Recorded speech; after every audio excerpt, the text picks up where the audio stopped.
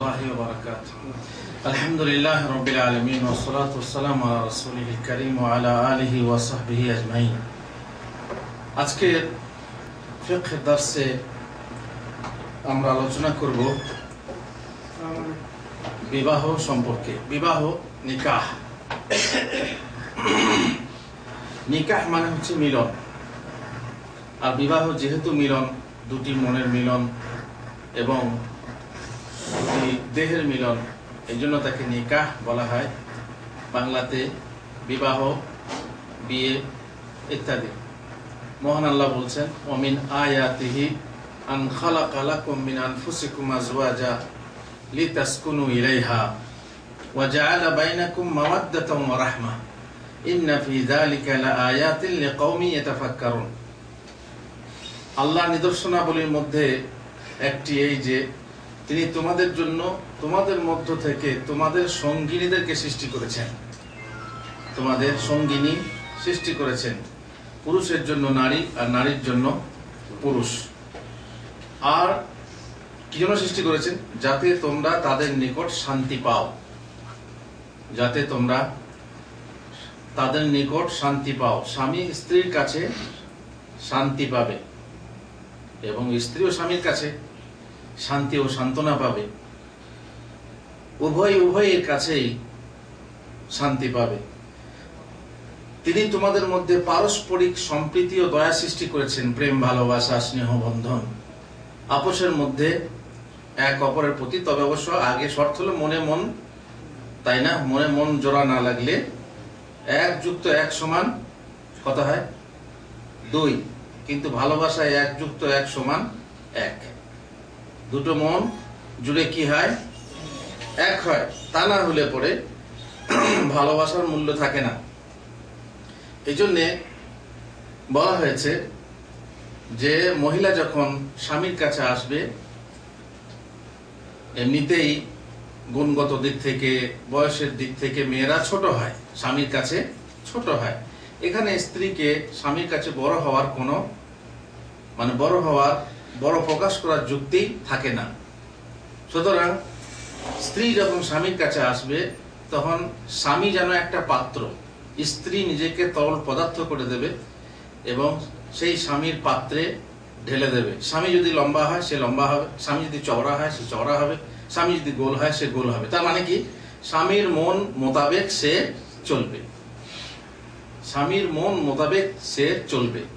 তাহলে কি হুজুর মেয়েদেরকে এভাবে সৃষ্টি করা হয়েছে? হ্যাঁ, এভাবে সৃষ্টি। স্বামী সন্তুষ্টি ছাড়া মেয়েরা জান্নাত যেতে পারবে না। যেমন মা বাপের সন্তুষ্টি ছাড়া, মা বাপের খেদমত ছাড়া ছেলেরা জান্নাত যেতে পারবে না।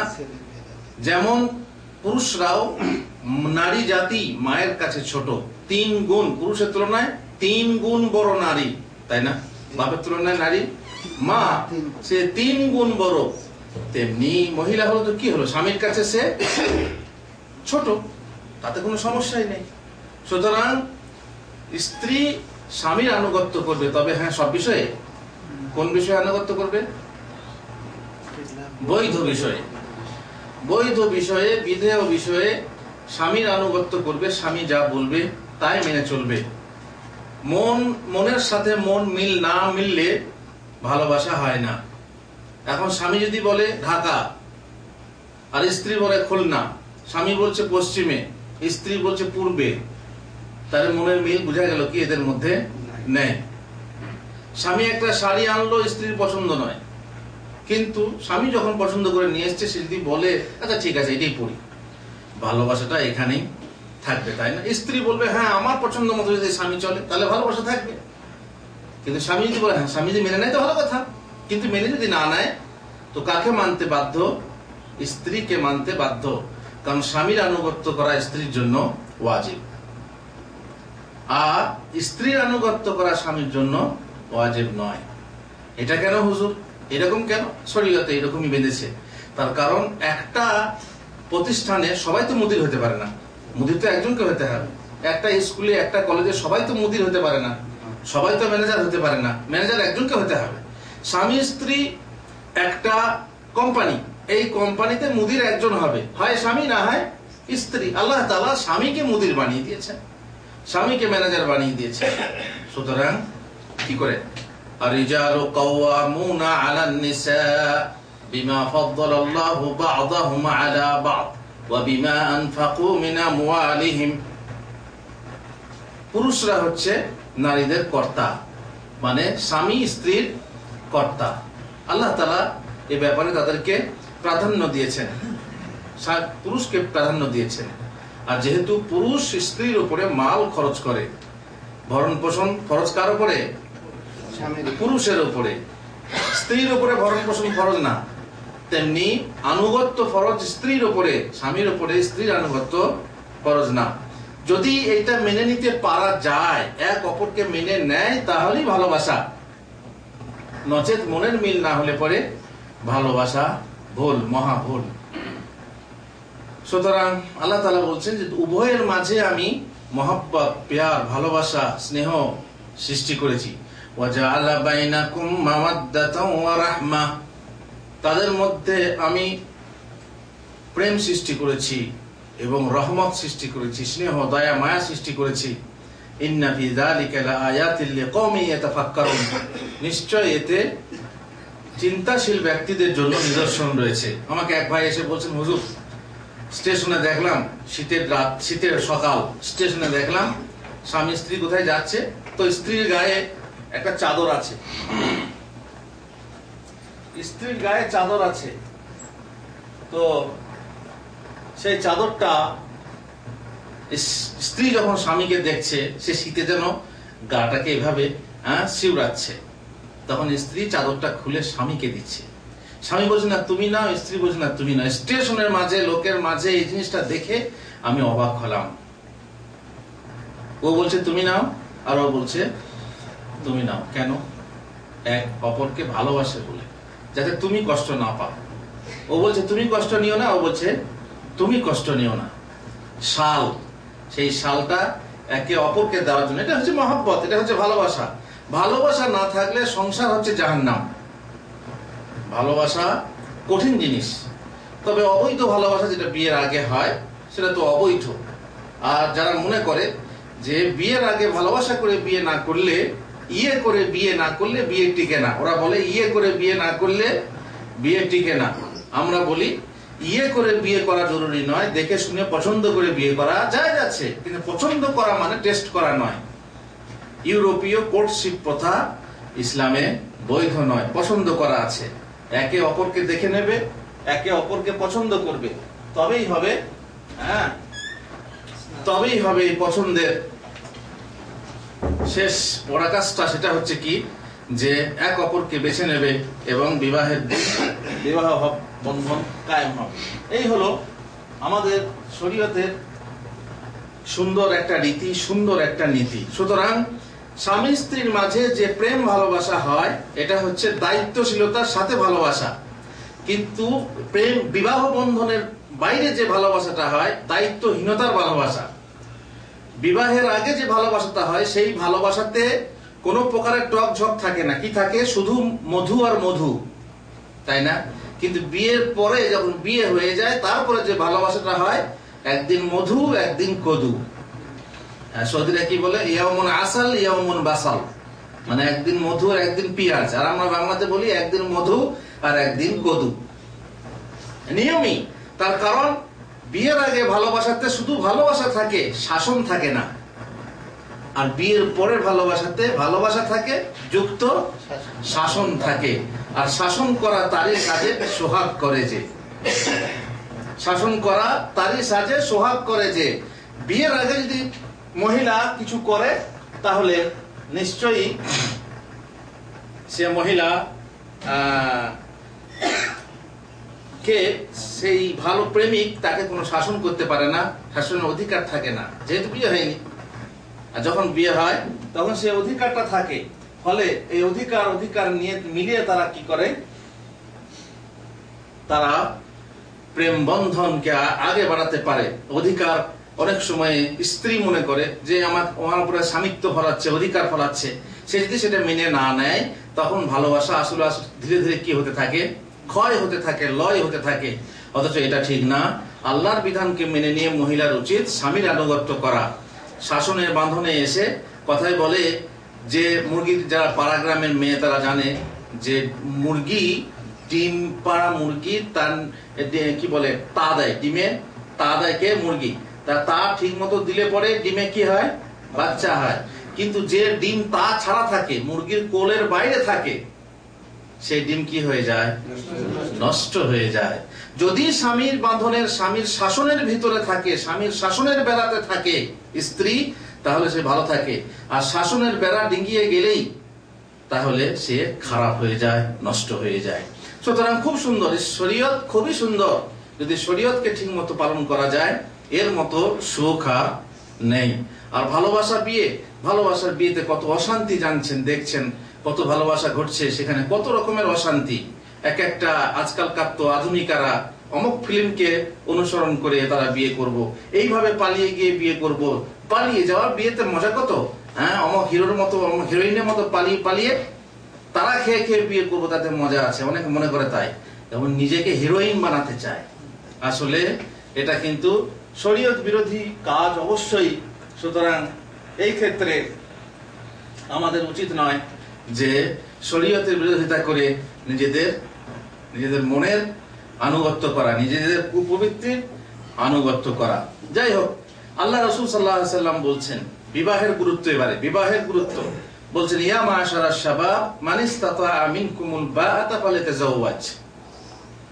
তোমরা যারা বিবাহের ক্ষমতা রাখো, তোমরা যারা বিবাহের ক্ষমতা রাখো, তারা বিবাহ করে নাও।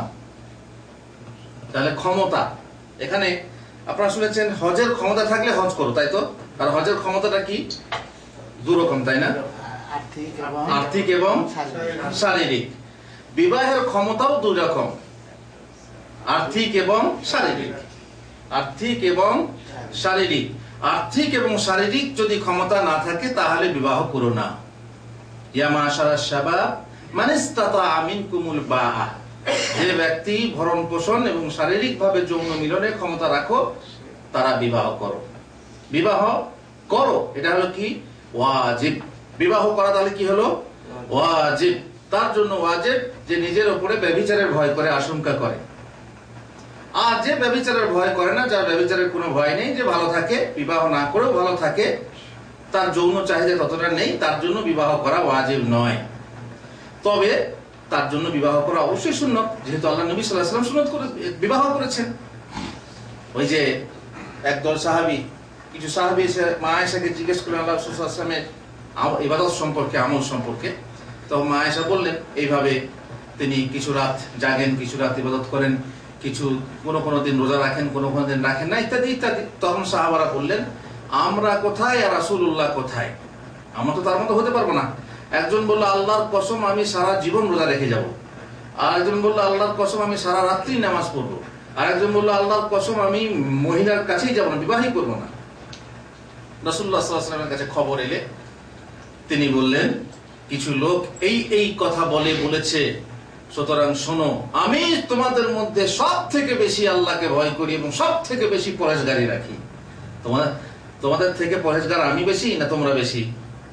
তোমরা বেশি পরহেজগার নাও আমার থেকে, তোমরা আল্লাহকে বেশি ভয় করতে পারো না, তা সত্ত্বেও আমি রোজা রাখি, ইফতারি করি, ঘুমাই এবং ইবাদত করি, এবং আমি বিবাহ করেছি, আমার স্ত্রী আছে, আমি স্ত্রীর কাছেও যাই। ফামান রাগিবা আন সুন্নতি ফালাইসা মিন্নি। সুতরাং যে আমার সুন্নাত থেকে মুখ ফিরিয়ে নেবে, বিমুখ হয়ে যাবে, বৈমুখ্য প্রকাশ করবে, সে আমার দলভুক্ত নয়। বৈরাগ্য সাধনে মুক্তি সে আমার নয়। বৈরাগ্য সাধন, বিবাহ না করা মানে কি? বৈরাগী হওয়া। হ্যাঁ, বৈরাগী হওয়া ইসলামের বৈধ নয়। বৈরাগ্য সাধনে মুক্তি সে আমার নয়। অসংখ্য বন্ধন মাঝে মহানন্দময় লভিব মুক্তির স্বাদ। সংসার করো, সংসার করে আল্লাহর ইবাদত করো। এক মহিলার কাছ থেকে খবর এলো, মাঝমাঝি ছিল সে মহিলা সন্তান নিয়ে, একটা সন্তান নিয়ে আর সন্তান নেয় না। তো তাকে জিজ্ঞেস করা হলো, সন্তান নাও না কেন? বলছে, বেশি সন্তান নিলে আল্লাহর ইবাদত বেশি হবে না, তাই আমি সন্তান নিই না, আমি আল্লাহর জিকির করি, আল্লাহর জন্য নামাজ পড়ি বেশি বেশি করে। কিন্তু সে জানে না যে সন্তান নেওয়াটাও, সন্তান পালন করাটাও একটা ইবাদত।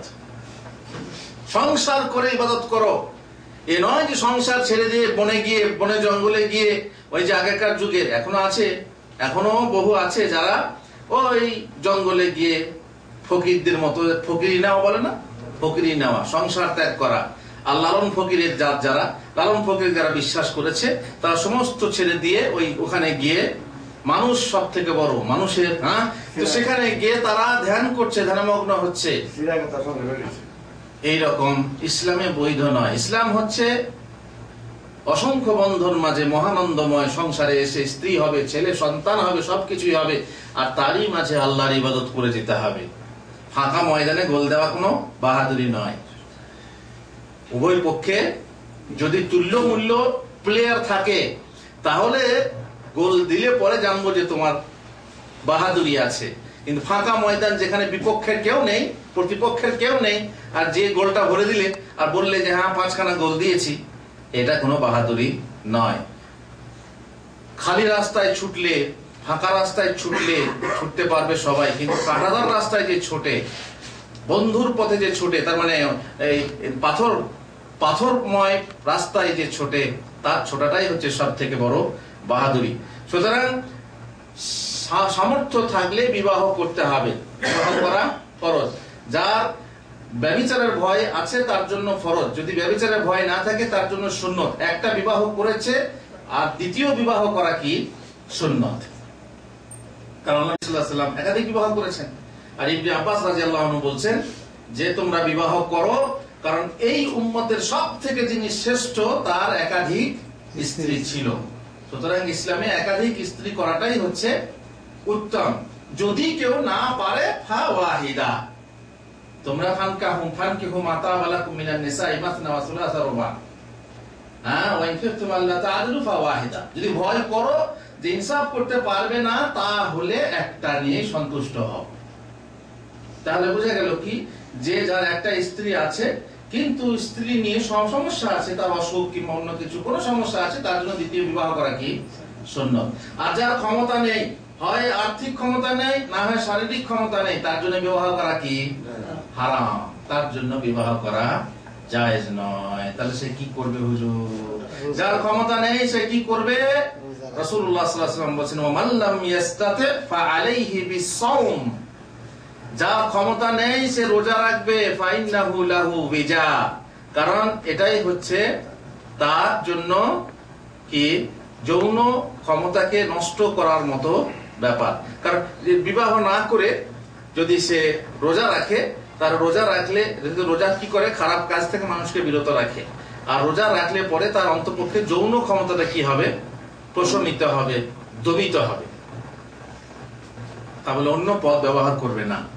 এখানে মানে নিজের সামর্থ্য নেই কিন্তু যৌন ক্ষমতাটা আছে, আর্থিক ক্ষমতা নেই কিন্তু যৌন ক্ষমতাটা আছে, যৌন ক্ষমতাটাকে, যৌন উত্তেজনাকে নষ্ট করার জন্য অন্য পথ ব্যবহার করবে না। ওয়াল্লাযীনা আলা ফুরুজিহিম হাফিজুন ওয়াল্লাযীনা লিফুরুজিহিম হাফিজুন, যারা নিজেদের শরমগাহের বা নিজেদের গোপনাঙ্গের, নিজেদের ইজ্জতের, নিজেদের লজ্জাস্থানের হিফাজত করে, ইল্লা আলা আজওয়াজিহিম আও মা মালাকাত আইমানুহুম, নিজেদের স্ত্রী কিংবা অধিকারভুক্ত দাসী, ঘরের কাজের মেয়ে নয়, অধিকারভুক্ত দাসী, যুদ্ধবন্দিনী অথবা কেনা দাসী যদি হয় তাহলে আলাদা কথা। ফামানি বিতাগা ওয়ারা যালিক ফাউলাইকা হুমুল আদুন, এছাড়া যদি অন্য কিছু কেউ কামনা করে, গার্লফ্রেন্ড, তারপরে হস্তমৈথন কিংবা অন্য মৈথন ইত্যাদি যদি কামনা করে নিজের যৌন উত্তেজনাকে প্রশমিত করতে চায়, তাহলে তারা হচ্ছে সীমা লঙ্ঘনকারী, তারা হচ্ছে সীমা লঙ্ঘনকারী। আজকাল তো সেদিন এক পেপারে দেখলাম, আমেরিকাতে কোন লোকের সঙ্গে একজন ইন্টারভিউ নিচ্ছে, ইন্টারভিউ বলছে যে আপনি কি বিয়ে শাদী করেছেন? বলছে না এখনো বিয়ে করিনি, তবে আমার গার্লফ্রেন্ড আছে। বিয়ে করিনি তবে আমার গার্লফ্রেন্ড আছে, তারপরে বিয়ে করার দরকার নেই। বলছে বিয়ে করো না কেন? জানেন না বিয়ে করলে ভারী ঝামেলা, স্ত্রীর মন জোগাতে, পিঠা সেটা আনতে দিতে খেতে, আর গার্লফ্রেন্ড নাম না সময় মতো, বুঝতেই পাচ্ছেন, কোনো দায়িত্বশীলতা নেই, কোনো খরচ নেই, কোনো ঝামেলা নেই, এটাই হচ্ছে ভালো। আজকাল তো লিভ টুগেদার জায়েজ হয়ে গেছে বহু দেশে, ইউরোপে তো আছে এবং ইন্ডিয়াতেও হবে, বলছে লিভ টুগেদার, মানে বিনা বিবাহ বন্ধনে যদি একটা ছেলে একটা মেয়ে এক জায়গায় এক রুমে থাকছে, তারা বলছে হ্যাঁ আমরা স্বামী স্ত্রী, খালাস, মাহতাজ, না না অভিভাবকের দরকার আছে, আর না কোর্টে যাওয়ার দরকার আছে, না মোল্লার কাছে যাওয়ার দরকার আছে। খালাস, লিভ টুগেদার, এক অপরকে পছন্দ করেছো, আই লাভ ইউ, ও বললো আই লাভ ইউ, খালাস, একসঙ্গে বসবাস করো, ছেলে পয়দা করো, সমস্যাই নেই। ধীরে ধীরে সবই বৈধ হচ্ছে। আবার শুনছি নাকি পুরুষে পুরুষে বিবাহ, মহিলা মহিলায় বিবাহ বৈধ হবে, গেছে সব হবে। কিন্তু ইসলামে ফামানির টাকা ওয়ারা যালিক ফাউলাইকা হুমুল আদুন, এই পদ্ধতি ছাড়া, বিবাহ পদ্ধতি ছাড়া যদি কেউ অন্য পদ্ধতি গ্রহণ করে তাহলে তারাই হচ্ছে সীমা লঙ্ঘনকারী, অত্যাচারী। সুতরাং আল্লাহ রাসূল সাল্লাল্লাহু আলাইহি ওয়াসাল্লাম পদ্ধতি বলে দিলেন, হে যুবকের দল, ক্ষমতা থাকলে বিবাহ করে নাও। আর যদি তোমরা গরীব হও, অন্য রাসূলুল্লাহ আল্লাহ তাআলা মহান আল্লাহ কোরআনের মধ্যে বলছেন, ইন ইয়াকুন ফুকারা ইউগনিহুমুল্লাহ, ইন ইয়াকুনু ফুকারা ইউগনিহুমুল্লাহু মিন ফাদলিহি ইনশা। যদি তারা গরীব হয়, যদি তারা গরীব হয় তো আল্লাহ তাআলা তাদেরকে কি করে দেবেন? অমুখাপে কি করে দেবেন? অভাব দূর করে দেবেন, আল্লাহর ওয়াদা আছে। এই জন্য বলে বিয়েতে বরকত আছে, তাই না? বিয়েতে বরকত আছে, বিয়ে করলে বরকত হবে। বরকতে কাজ করতে শুধু বসে থাকলে হবে না, বিয়ে করে শুধু রুমে বসে থাকবে না, আপনার রুমে আসতে থাকবে তা না, তাই না? বিয়ে করলেন মানে একটা কাজের লোক এলো, তাকে কোনো কাজ শিক্ষা দেন। আজকাল আমাদের দেশে বহু রকমের কাজ আছে মহিলা। আপনি হয়তো কাজে পেরে উঠছেন না, স্ত্রীকে কাজে লাগিয়ে দেন। বিভিন্ন চাকরি আছে যেগুলো শরীয়তের ভেতরে থেকে করা যায়, বিশেষ করে বাড়িতে বসে শাড়ি ফুল করা, তারপরে দর্জিগিরি করা ইত্যাদি, যেগুলো বৈধ আছে আর কি, গার্মেন্টের কোনো কাজ করা, এগুলো হচ্ছে বৈধ। তবে অবৈধ কাজে লাগাবেন না। যেমন বিড়ি বাঁধা, বিড়ি বাঁধা কাজ হচ্ছে আমাদের দেশের মহিলাদের একটা ভালো কাজ এবং তাদের ভালো ডিমান্ড। মানে আগে বিয়ে পাত্রী দেখতে গিয়ে জিজ্ঞেস করবে দিনে ক হাজার বাঁধতে পারে। পাত্রী দেখতে গিয়ে জিজ্ঞাসা করবে না যে নামাজ পড়ে কি না, কোরআন পড়তে জানে কি না, বা অন্য কাজ জানে কি না। অনেকে কি হাঁকো গান বাজনা জানে, এটা অবশ্য জিজ্ঞেস করে অনেক জায়গাতে। বড় বড় হাই মানে এডুকেটেড ফ্যামিলি যেগুলো, তারা আবার গান বাজনার কথা বলে, মুসলমান হয়েও গান বাজনা জিজ্ঞেস করে। যেটা হারাম, এটাও তো হারাম, কিন্তু এটাও হারাম যেখানে জিজ্ঞেস করা হয় যে ক হাজার বাঁধতে পারে। তার মানে যত বেশি বাঁধতে পারবে তত মেয়েটার চাহিদা বেশি হবে, ঘরে গিয়ে ঘরে ঘরে বরকতে পরিপূর্ণ হয়ে যাবে। এটা হালাল না হারাম? হারাম রুজি, হারাম খাওয়া হবে। সুতরাং বিড়ি বাঁধার পয়সাতে খবরদার বইয়ের কামাই খেতে চাইবেন না, নিজের হাতে কামাতে শিখুন। সব থেকে শ্রেষ্ঠ কামাই হলো কিসের? নিজের হাতে কামাই করে খাওয়া। পুরুষ মানুষ হয়েছেন, মহিলার কামাই কেন খাবেন? মহিলাকে খাওয়ান, তারপরে আবার তার খাবার খাবেন, উল্টে দবদবানি দেখাবেন, স্বামিত্ব দেখাবেন, স্বামীগিরি দেখাবেন, তা কেন? আল্লাহ তাআলা তো বলছেন তোমার ফজিলত এই জন্য তুমি মাল খরচ করবে, আর তুমি স্ত্রীর খাবে এই জন্য। দেখ ঘর জামাই থাকা ভালো। আপনাদের মধ্যে ঘর জামাই আছে নাকি? হ্যাঁ, ঘর জামাই থাকার আপনারা জানেন যে ঘর জামাই কোনো সম্মান থাকে না। কেন সম্মান থাকে না? যেহেতু উচিত হলো স্বামী খরচ করবে, কিন্তু যদি স্ত্রী খরচ করে, স্ত্রী জানছে যে আমার মায়ের আমার বাপের খাচ্ছে, তখন তার দবদবানি খালাস। তখন স্বামী আস্তে আস্তে নিজেকেই হীনমন্যতা স্বীকার করে বসবে, সে ছোট হয়ে যাবে স্ত্রীর কাছে। আর স্ত্রী আনুগত্য না করলে বুঝতে পারছেন এই বিল্ডিং এ জমি জায়গায় ব্যবসা বাণিজ্য ছেড়ে চলে যেতে হবে। সুতরাং ঘর জামাইও একরকম। কেন? যেহেতু স্বামীকে মাল খরচ করতে হয়, কিন্তু সে মাল খাচ্ছে কার? স্ত্রীর। এবার স্ত্রী খাবে, উল্টে স্ত্রীকে দবদবানি দেখাবে, স্ত্রী সহ্য করবে কেন? সুতরাং ঘর জামাই থাকাটা বড় লাঞ্ছনা ব্যাপার, তাই না? তো যাই হোক, যার ক্ষমতা আছে সে বিবাহ করবে। ভরণ পোষণের ক্ষমতা এবং শারীরিক ক্ষমতা, আর্থিক ক্ষমতা এবং শারীরিক ক্ষমতা আল্লাহ রাসূল সাল্লাল্লাহু আলাইহি ওয়াসাল্লাম পথ বাতলে দিয়েছেন। এবার শুনুন, বিবাহ করলে বিবাহের মাহাত্ম্য কি, মর্যাদা কি, বিবাহ কেন এই দুনিয়াতে আল্লাহ তাআলা পাঠালেন। আপনারা জানেন মানুষের 5টা জিনিস রক্ষা, আমি প্রশ্ন করছি আপনাদেরকে, কার কার মনে আছে দেখে। মানুষের 5টা জিনিস রক্ষা করার জন্য ইসলাম এসেছে, কোরআন এসেছে, নবী এসেছেন, সবাই এসেছে। এই 5টা জিনিস শেষ অক্ষরে দন্ত ন থাকবে। এই 5টা কি কি? 5টা কি কি? প্রথমে হচ্ছে জান, তারপরে জান না থাকলে কিছুই থাকবে না। জান, ঈমান, জানের পরে ঈমান, তারপরে মান, তারপরে ধন, তারপরে না আগে জ্ঞান তারপরে ধন, আগে জ্ঞান তারপরে ধন। তার মানে হলো কি যে জান, ঈমান, মান, জ্ঞান, ধন, এই 5টা জিনিস রক্ষা করার জন্য ইসলাম এসেছে। এই 5-এর বাইরে আপনি একটাও কিছু পাবেন না। কোরআনের যে কোনো আয়াত আর হাদিস শরীফের যে কোনো হাদিস দেখবেন যে 5টার মধ্যে থেকে একটা। বিবাহ কি জন্য এসেছে বলতে পারবেন? কি রক্ষা করার জন্য এসেছে? বিবাহ কি রক্ষা করার জন্য এসেছে? মান রক্ষা করার জন্য এসেছে। বিবাহ যদি না থাকতো তাহলে মানুষ কি করতো? পশুর মতো যে যার সাথে পারতো, হ্যাঁ, ব্যভিচার হতো না? হতো না। কিন্তু মানুষ হচ্ছে সামাজিক জীব, এদের মধ্যে একটা সুষ্ঠুতা বজায় রাখার জন্য, ভদ্রতা বজায় রাখার জন্য, মান সম্মান বজায় রাখার জন্য, বংশ বজায় রাখার জন্য আল্লাহ তাআলা বিবাহ বিহিত করেছেন, শরীয়ত সম্মত করেছেন, বিধিবদ্ধ করেছেন যে বিবাহের মাধ্যমে পুরুষ মহিলাকে বিবাহ করবে এবং সুষ্ঠু রূপে সন্তান জন্ম দেবে, আর সেই বংশধারা এইভাবে অবিরত চলতে থাকবে কিয়ামত পর্যন্ত। এই জন্যই মান রক্ষার জন্য এসেছে বিবাহ। তাহলে প্রথম নম্বর ফজিলত হলো মানব জাতির সংরক্ষণ কিংবা মুসলিম উম্মতের বৃদ্ধিকরণ। প্রথমে বিবাহের কারণ হলো যে মানুষের কি বাঁচবে, প্রথমে তার বংশ রক্ষা হবে। প্রথমত তার বংশ রক্ষা তো বিবাহ না হলেও হতো না? বিবাহ নেই, ব্যভিচার করে তো হতো, যেমন পশু পক্ষী রয়েছে। কিন্তু বংশ রক্ষাটাই শুধু মানে সুবংশ রক্ষা করা আর কি, তার মানে কৌলীন্য রক্ষা করা, ভদ্রতা বা সুবংশ রক্ষা করার জন্য বিবাহ বিধিবদ্ধ করা হয়েছে। আর এর দ্বারাতে মুসলিম উম্মার কি হবে? সংখ্যা বৃদ্ধি হবে। আর আমাদের উদ্দেশ্য হলো যে মুসলিম উম্মার সংখ্যা বৃদ্ধি হোক। এই জন্য মুহাম্মদ রাসূলুল্লাহ সাল্লাল্লাহু আলাইহি ওয়াসাল্লাম বলেছেন যে তোমরা বিবাহ করো কোন মহিলা দেখে? যে মহিলা বেশি প্রেমময়ী, যে মহিলা বেশি সন্তানদাত্রী। তো হুজুর চিনব কি করে? ও পরিবার দেখে চেনা যায়। এক একটা পরিবার আছে যে পরিবার দেখলেই বুঝতে পারবেন। তবে জরুরি নয় যে তার মা যেমন আছে তার বেটি তেমন হবে। সাধারণত এরকমই হয়, আটা গুনে রুটি, মা গুনে বেটি। যে মতো গাই হয় সেই মতো ঘি, যে মতো দুধ হয় সেই মতো ঘি, আর যে মতো মা হয় সেই মতো ঝি। সাধারণত এরকমই হয়। কিন্তু তবুও কাকের ডিম সাদা হয়, পণ্ডিতের ছেলে গাধা হয়। এটা হতেই পারে, পাল্টি হতেই পারে। তবুও সাধারণত দেখা যায় যে হ্যাঁ অমুক বংশের মেয়েরা ভালো, ওদের স্বভাব চরিত্র, বোনটা খুব ভালো, অতএব ও ভালো হতে পারে। জরুরি নয় যে হবে।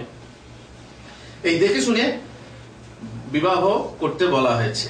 আচ্ছা, বিবাহ করলে, বিবাহ যদি বেশি করা হয় তাতে কি উম্মতের সংখ্যা বাড়বে? বিবাহ আপনি একটা জায়গায় 4টে করলেন, কেন করেছেন? আমি সংখ্যা বাড়াবো উম্মতের সংখ্যা বাড়বে না আপনার বংশের সংখ্যা বাড়বে? হ্যাঁ, উম্মতের সংখ্যা বাড়বে। উম্মতের সংখ্যা যদি বাড়ান, ওই 4টে মহিলা যে আপনি বিবাহ করেছেন, আপনি যদি একটা করতেন, ওই 3টে মহিলা বিবাহ হতো না? তো যার সঙ্গে বিবাহ তার ছেলে হতো না? তাহলে কি করে উম্মতের সংখ্যা বাড়লো? উম্মতের সংখ্যা বাড়লো না। বাড়লো কি? আপনার বংশের সম্মান লাগবে, আপনার বংশের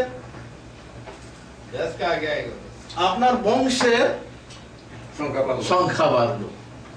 যে সংখ্যায় বিয়ে বেশি করলেই যে সন্তান বেশি হবে, মানে উম্মতের সংখ্যা বেশি হবে তা না। কারণ যে কোনো মেয়েকে আপনি বিয়ে না করলে তার তো একজনের সঙ্গে বিয়ে হবে, আর সেখানে তো সন্তান হবে। সুতরাং আপনি চান যে আমি আমার মতো ছেলের সন্তান বেশি পয়দা করে আমি তাদেরকে সুশিক্ষিত করব, আমার মতো করব, তাহলে সেটা সম্ভব। মোট কথা হলো যে এতে উম্মতের বিবাহ না করলে, যদি অনেক মানুষ বিবাহ না করে তাহলে কি হবে? সংখ্যা কমে যাবে। এই সংখ্যা বাড়ানো একটা উদ্দেশ্য। এই জন্যই অধিক সন্তানদাত্রী মেয়েকে বিবাহ করতে বলে। তবে হ্যাঁ, শুধু সংখ্যা বাড়ালেই হবে না, উম্মতের সংখ্যা বাড়াতে হবে। আর উম্মত কাকে বলে?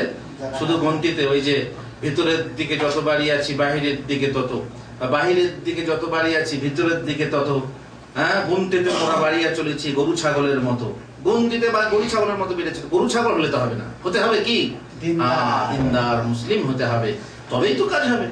শুধু গুনতিতে বেড়ে গেলে হবে না, হয়তো শুধু ছেলে পয়দা করলে হবে না, ভালো ছেলে পয়দা করতে হবে, ভালো ছেলে মানুষ করতে হবে, সুসন্তান তৈরি করতে হবে। তবে নবী সাল্লাল্লাহু আলাইহি সাল্লামের সেই আশা, সেই উদ্দেশ্য পূরণ হবে। নম্বর 2, কদর্য ও ব্যভিচার থেকে সতর্কতা। ব্যভিচার বন্ধ হবে। বিবাহ যত বেশি হবে ব্যভিচার বন্ধ হবে। যত সকাল সকাল বিবাহ হবে তত তাড়াতাড়ি ব্যভিচার, তত বেশি বেশি ব্যভিচার বন্ধ হবে।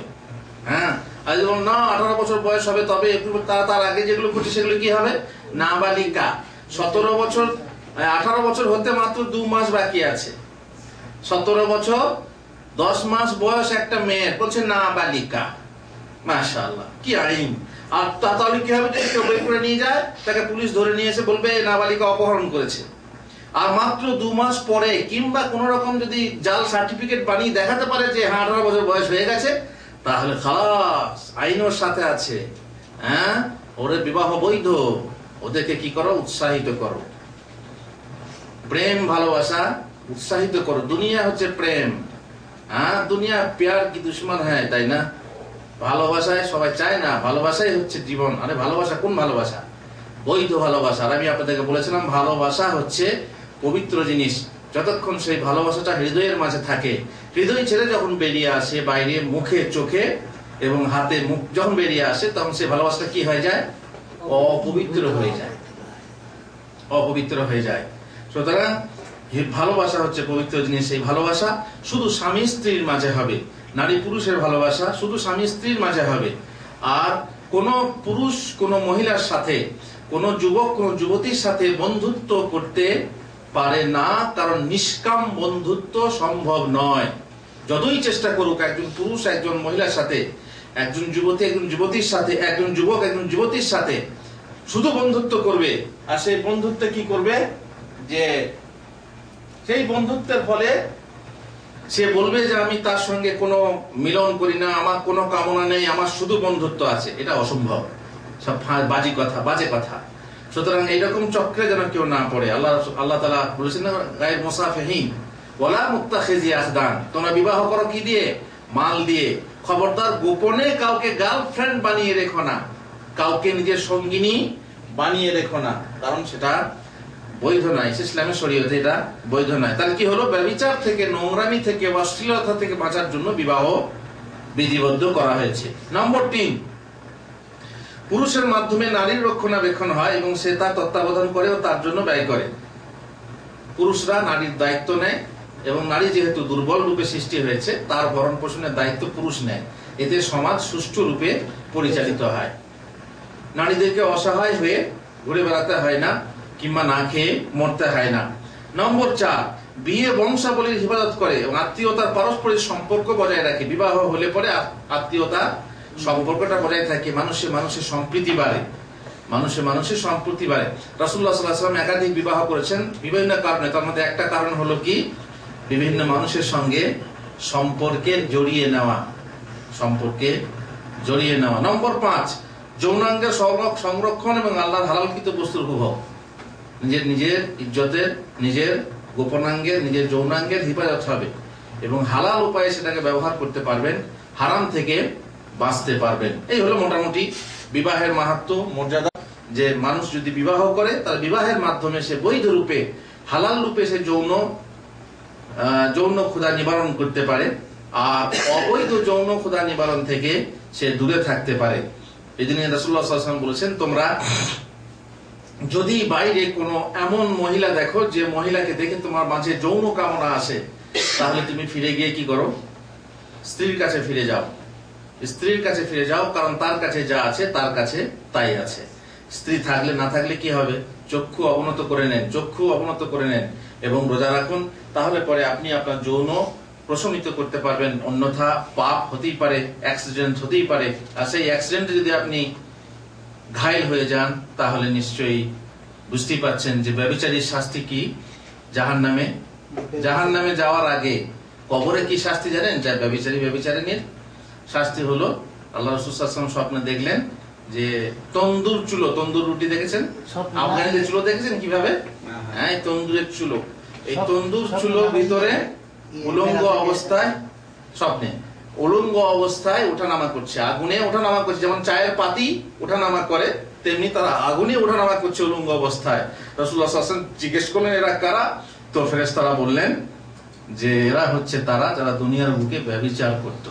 ব্যভিচার করতে মানে বিবাহ বহির্ভূত সম্পর্কে দেহ মিলন বা যৌন মিলন করতো, তারা ব্যভিচারী। বাকি থাকলো বন্ধুত্ব, ভালোবেসে, অনেকে মনে করে ভালো তো বাসবই, আমি তোমাকে বিয়ে করবোই, তোমাকে যখন যেহেতু বিবাহ করবো, প্রতিশ্রুতিবদ্ধ। বাগদত্তা বলছে, বাগদত্তা, বাগদত্তা মানে খালাস, তোমার সঙ্গে সবকিছু জায়েজ হয়ে গেল, তাই না? না, খবরদার না।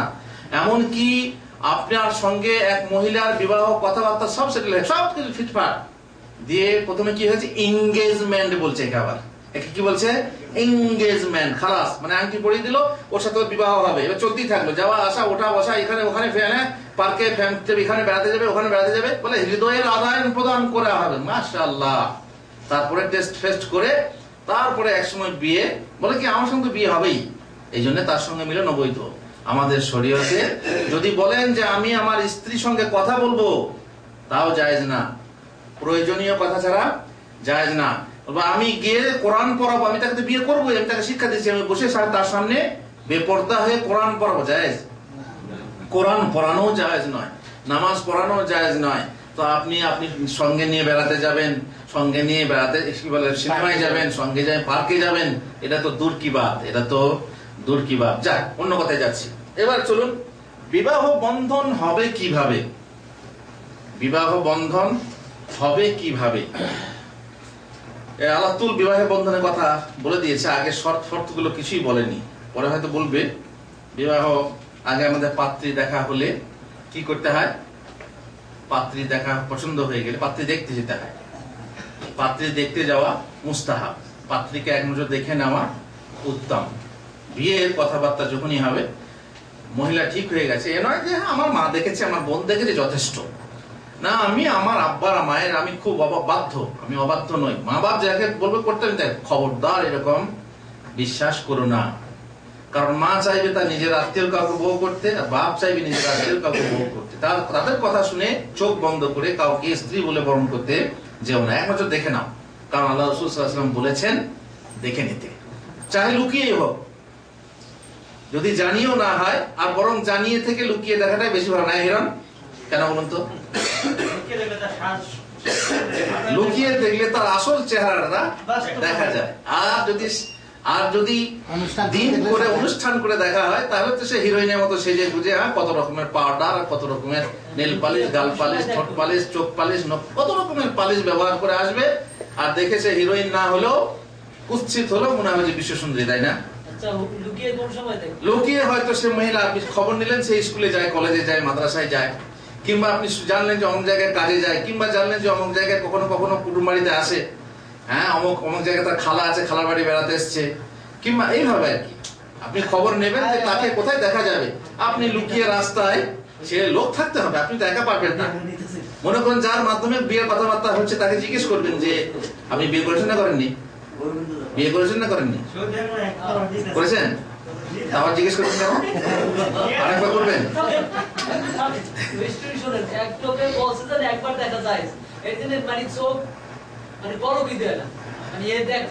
যাই হোক, লুকিয়ে যদি দেখে তো দেখতে পারে, কারণ কোন কোন সাহাবীকে আল্লাহ রাসূল সাল্লাল্লাহু আলাইহি ওয়াসাল্লাম অনুমতি দিয়েছিলেন, সে বলছে আমি লুকিয়ে, সাহাবী বলছেন আমি লুকিয়ে দেখেছি। আচ্ছা, লুকিয়ে দেখা চলে, কিন্তু পাক্কা নিয়ত হতে হবে আমি তাকে বিয়ে করব। এ নয় মন হলো লুকিয়ে দেখতে থাকলাম পরের মেয়ে, না না, এটা জায়েজ, এটা বৈধ, অবৈধ, একদম অবৈধ। বরং চোখ পড়লে চোখ ফিরিয়ে নাও, ঠিক কিনা? এমনিতে তো মহিলাকে দেখা যাবে না, মহিলাকে দেখা যাবে না। আমাদের দেশে এক হুজুরকে জিজ্ঞেস করলো, হুজুর হিন্দুদের মহিলাদেরকে চেনা যায় বিবাহিতা না অবিবাহিতা তাদের মাথার সিঁদুর দেখে, মুসলমানদের মেয়েদেরকে চিনবো কি করে সে বিবাহিতা না অবিবাহিতা? তো হুজুর বলেছিলেন, মুসলমানদের মেয়েদেরকে তো চিনতেই পারবি না, বিবাহিতা অবিবাহিতা দূর কি বাত, মেয়েটা বুড়ি না ছুরি তাও তো জানতে পারবি না, কারণ সে তো বোরকায় ঢাকা থাকবে, তা সিঁদুর দেখবি তো কোথায়? চেনার কোনো উপায় নেই। অবশ্য যাদেরকে না দেখলেও এমনিতে দেখা যায়, হ্যাঁ, যারা বেপরদা, যারা টোটো কোম্পানি, তাদের সাথে আর কি, সাথে লুকিয়ে দেখেন না সামনে দেখেন। তো সামনে দেখলে কি হয়, একটু সেজে গুজে আসবে, তাকে আসল রূপে আপনি দেখতে পারবেন না, আর লুকিয়ে দেখলে পরে আসল রূপে আপনি দেখতে পারবেন, সেই হিসাবে আপনার জন্য বৈধ। তো দেখতে যাবেন, দেখার সাথে সাথে একটা উপহার দেবেন, উপহার দিলে মনটা বাঁধা হবে, আর তখন থেকে আসল ভালোবাসা তৈরি হবে। এটাই হচ্ছে বৈধ জিনিস। প্রথম হচ্ছে যে যখনই আপনি তাকে দেখবেন এক নজর, তখনই আপনাদের মধ্যে কি সৃষ্টি হবে? ভালোবাসা সৃষ্টি হবে, এটাই হচ্ছে বৈধ। আর সেই ভালোবাসায় আপনি নিজে নিজে নিষ্পৃষ্ট হতে থাকবেন, কিন্তু প্রকাশ করবেন না। না আপনি তাকে টেলিফোন করে, এখন তো বর্তমান টেলিফোনের যুগ, সে যুগ ছিল না, এখন বর্তমান টেলিফোনের যুগ, আলাপ তুল শুরু করে দিলেন, হ্যাঁ তোমাকে দেখে তুমি কেমন আছো ইত্যাদি ইত্যাদি, কখন বিয়ে হবে, কখন, হ্যাঁ ছটফটা নিয়ে এই অমুক তমুক, এসব কিন্তু ইসলামে বৈধ। বুঝতে পেরেছেন? সুতরাং দেখা যায়, বাস দেখে আসুন। এবার কতটুক পরিমাণ দেখা যায় হুজুর? তার খোলা মাথা দেখা যায় না শুধু চেহারা দেখা যায়? শুধু চেহারা দেখা যায়, শুধু চেহারা, হাত দেখতে পারেন। ওলামারা কেউ কেউ বলেছেন যে মাথার চুলও দেখাতে পারে। যদি পাক্কা একদম নিয়ত হয়ে যায় যে বিয়ে হবে, তো মাথার চুলও খুলে দেখাতে পারে। তো অধিকাংশ ওলামা বলছেন যে সেটা উচিত না, কারণ বাই চান্স কোনো বিয়ে না হয় তাহলে তো মুশকিল, তার মাথার চুল দেখে ফেললো। তবুও বলছেন যায় যেহেতু বিবাহের পাকা নিয়ত ছিল। হুজুর এই ছবি দেখা কেমন? আমি তাকে সরাসরি দেখলাম না, ছবি দেখলাম। ছবি দেখা আরো ধোকাবাজি। সরাসরি অনুষ্ঠান করে যে মহিলাকে আপনি দেখবেন সরাসরি, তার থেকেও বেশি সুন্দরী বানানো হবে কিসে? ছবিতে। তাতেও বেশি ঠগানি। আর তাছাড়া যদি বিয়ে না হয় কিংবা সে যদি ঈর্ষাহীন পুরুষ হয়, সে ওই ছবি নিয়ে গিয়ে তার বন্ধুদেরকে দেখাবে, দেখ আমার বউটা কেমন হবে দেখ। হ্যাঁ, তখন বলবে, কেউ বলবে কপালটা এরকম, কেউ বলবে নাকটা এরকম, কেউ বলবে বুকটা এরকম, কেউ বলবে আরো কিছু আরো কিছু। হ্যাঁ, তখন সেই মহিলার নানা চর্চা হবে, অথচ মহিলার লজ্জা হওয়া উচিত। সুতরাং কাউকে ছবি দেওয়া উচিত নয়, বাপেরও উচিত নয় যে হবু বরের সঙ্গে ছবি আদান প্রদান করা। খবরদার ছবি পাঠাবেন না। তবে হ্যাঁ, এমন করতে পারেন, যদি বিদেশে থাকে, দূরে থাকে, তাহলে ছবি নিয়ে তাকে দেখিয়ে ছবি তার হাতে দেবেন না, ছবি দেখিয়ে আপনি সঙ্গে সঙ্গে নিজে ফিরিয়ে নিয়ে আসুন। ছবি তার হাতে ছেড়ে দেবেন না, হাতে ছেড়ে দিলে কি হবে? সর্বনাশ হবে। বেশ, যাই হোক, এখন চলুন, বিবাহের দেখাশোনা হয়ে গেল। এবার হবে কি? দিন হবে, বিবাহের দিন হবে। কিন্তু আমাদের দেশে বর্তমানে বিবাহের কি প্রথম এর আগে কি আছে? দিন হওয়ার আগে লেনদেনের ব্যাপারটা আছে। লেনদেনটা কি? ইসলামী শরীয়তের লেনদেন হলো মোহর। মেয়ের বাবা বা মেয়ে প্রস্তাব দেবে যে আমাকে এত টাকা দেন মোহর লাগবে। কিন্তু বর্তমানে উল্টো হয়ে গেছে, পুরুষরাই মেয়ে হয়ে গেছে, মহিলা হয়ে গেছে। পুরুষরাই বলবে যে আমাকে এত টাকা দেন মোহর বা যৌতুক লাগবে, তবে বিয়ে হবে। দুনিয়া উল্টো হয়ে গেছে। এক যে ছিল মজার দেশ, সব রকমের ভালো, রাত্রি সেথায় বেজায় রোদ, দিনে চাঁদের আলো। উল্টো হয়ে গেছে। হায় হায়, দিনে চাঁদের আলো, রাত্রি বেজায় রোদ। আমাদের দেশও তাই হয়ে গেছে। মহিলাকে মোহর দেওয়ার কথা ছিল, কিন্তু মোহর নিচ্ছে কে? পুরুষ। এরা পুরুষ না, এরা কাপুরুষ।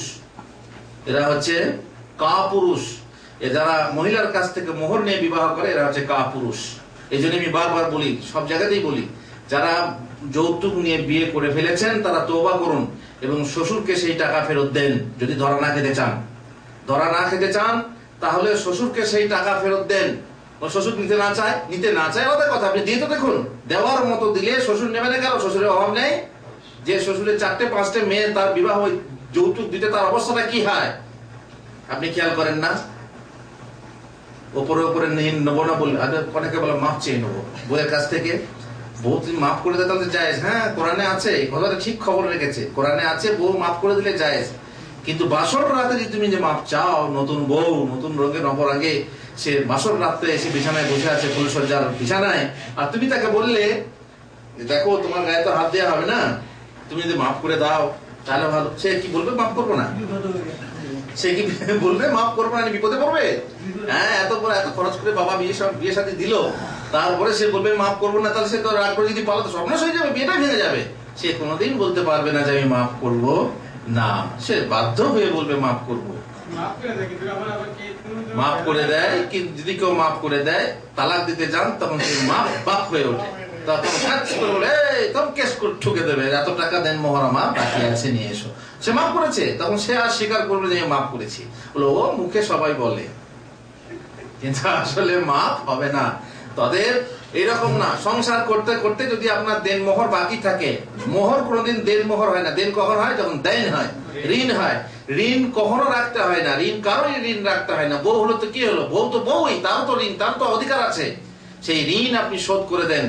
নগদ টাকা দিয়ে যতটুকু পারবেন ততটুকু দিয়ে আপনি শোধ করে দেন। যদি নাই পারেন তাহলে জীবনে, সংসার জীবনে যখন আপনার সহজ হবে, তখন আপনি তার ঋণ মাফ করে শোধ করে দেন।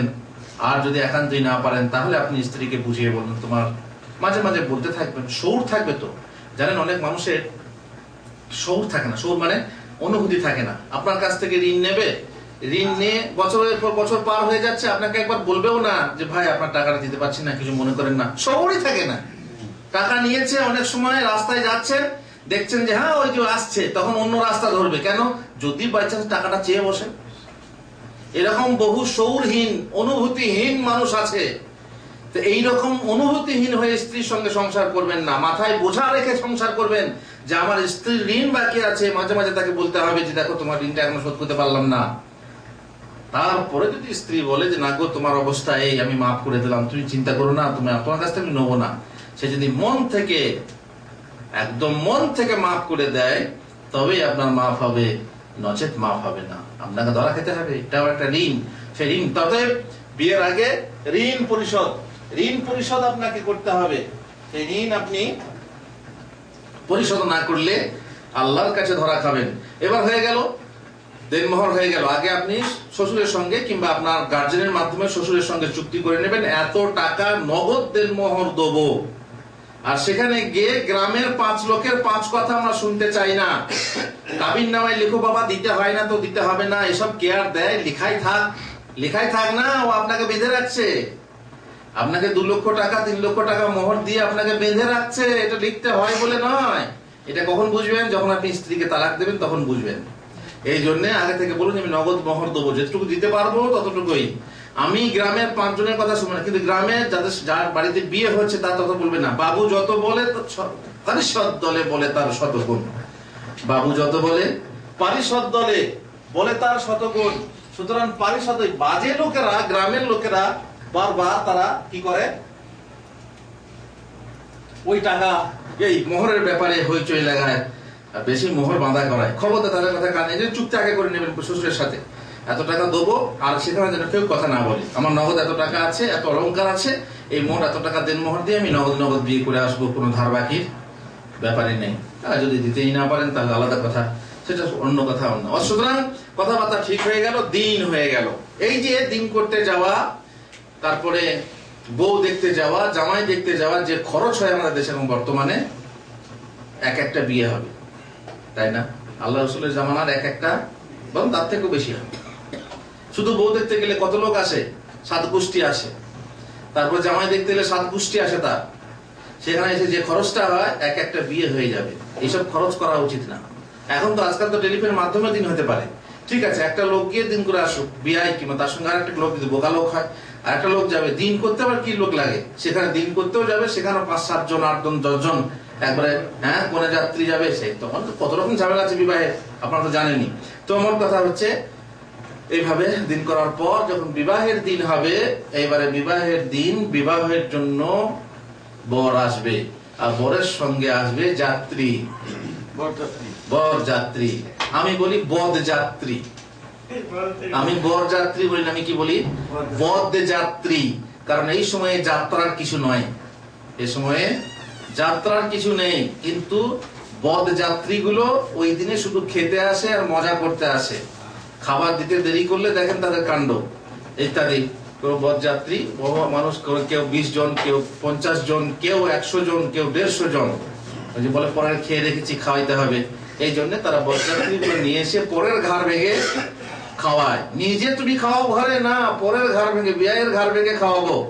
নিজের লেজে পা পড়লে তুলো পা না ঠেকে, আর পরের লেজে পা দিলে, হ্যাঁ না, নিজের পরের লেজে পা দিলে তুলো পা না ঠেকে, আর নিজের লেজে পা পড়লে ক্যাঁক করে রাখে। নিজে যখন নিজের ঘাড়ে পড়বে তখন খাওয়াবে না, বউ ভাত করে খাওয়াও না, বিয়ের ঘাড়ে ভেঙে খাওয়াতে চায়। মোট কথা আজকে এই পর্যন্তই। আগামী 3 সালা বিয়ের দিনে কি হয়, কিভাবে বিয়ে বন্ধন হয়, সেই কথা আলোচনা করবো। সাল্লাল্লাহু আলাইহি নবী মুহাম্মদ ওয়া আলা আলিহি ওয়া সাহবিহি আজমাইন।